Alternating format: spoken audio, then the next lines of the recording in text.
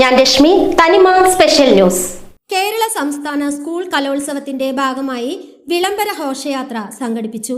വൈകിട്ട് 4:30 പാളയം രക്തസാക്ഷി മണ്ഡപത്തിൽ നിന്നും ആരംഭിച്ച് MG റോഡിലൂടെ SMV സ്കൂളിൽ സമാപിച്ചു.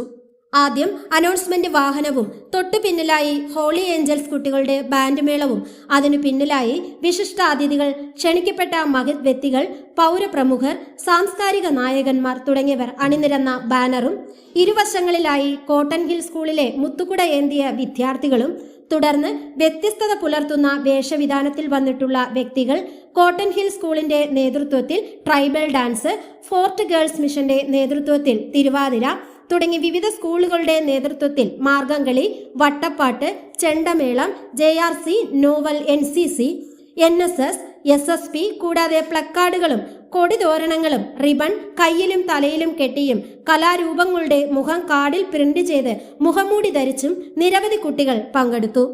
ഇതിനു പുറമെ ബാൻഡ് മേളം, കേരളീയ വസ്ത്രം ധരിച്ച SSK പ്രവർത്തകർ, അധ്യാപകർ, സംഘാടകർ തുടങ്ങി നിരവധി പേരാണ് ഘോഷയാത്രയിൽ പങ്കെടുത്തത്. SMV സ്കൂളിലെത്തിയ വിദ്യാർത്ഥികൾക്ക് വിശപ്പും ദാഹവും ശമിക്കാനുള്ള ഭക്ഷണ പദാർത്ഥങ്ങളും സംഘാടകർ നൽകി.